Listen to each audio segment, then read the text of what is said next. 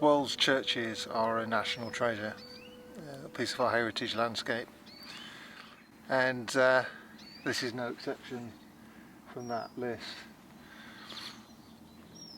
I'm in Somerford, Keynes, or Keynes, and just behind the church tower is a manor house.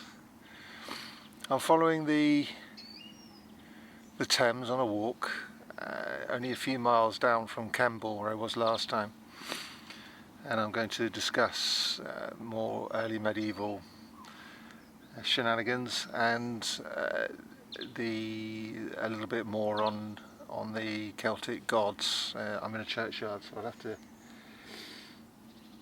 be careful. Snowdrops are appearing. That's a good sign. More harbingers of spring happiness coming along. Alright, it's 3 months before we see any spring, but you know what I mean. But again we see the manor house, and next door to it the church, the two great symbols of the state, of authority.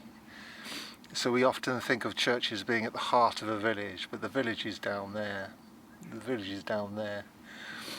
And the Lord and his church are here again. Now, nobody would have been given dispensation not to come to church, but it wouldn't have been for ordinary working people. It wouldn't have been their church, it would have been the Lord's church, which is one of the reasons why so many people went towards non-conformist churches. First the revolutionary ones like the Anabaptists and the Puritans, and then later the Methodists and so on. I just thought I'd point this out to you.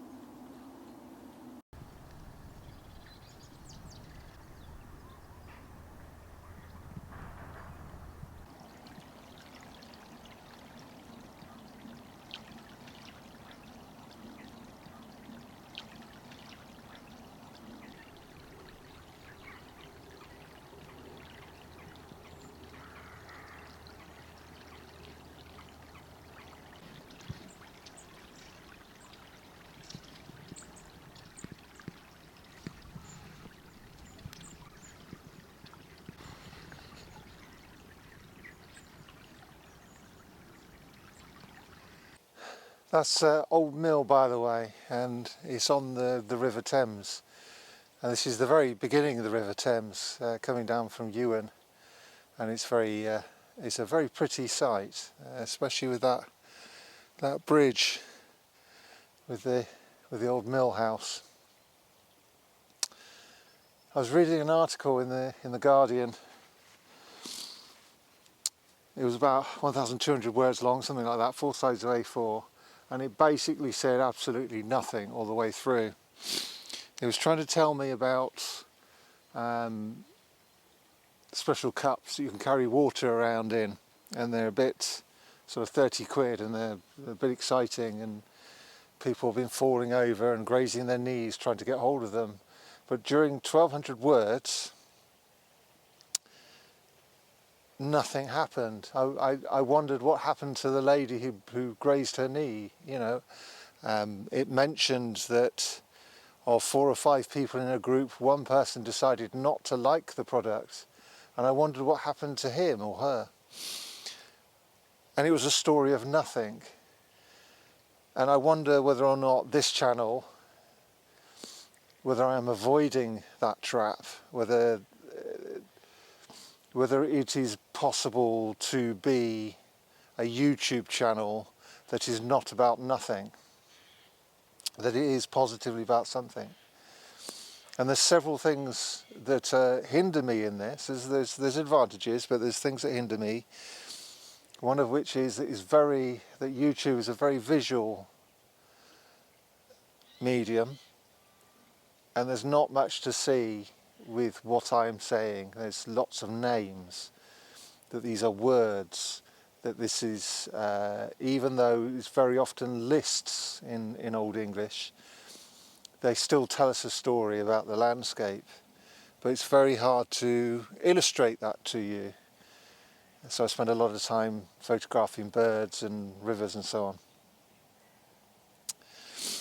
Another thing is that with YouTube, it's very much about personality. I've said, as long as I've been doing this, it's the landscape is the important thing. Yet YouTube is very much about, is this person somebody that I want to listen to? And that too has questions about my character. Am I describing this well enough? And not just the question, is this interesting enough, but am I describing it well enough for you to carry on watching? And thirdly, nobody cares. Nobody really, only a few people give any consideration to what the names of their village or their town means, or the roads upon which they travel. Some people are interested, and they'll scan Wikipedia, and that's great, and that's really good. That's what I'm trying to do, is encourage people to get out in the landscape and discover it for yourself. But the real meaning of the names is, because Old English has developed, a lot of names have become meaningless. So if you take something like Ramsbury, it's got nothing to do with a ram. They heard, somebody in the Middle English period heard the word chremes and thought that had something to do with a ram, but it didn't. Chremes is of the raven. And so there's a miscommunication, there's a misstep, a lost knowledge of our landscape. So I hope I've got to work harder to make this channel interesting, relevant, and about something that might be important, that you might find important to you.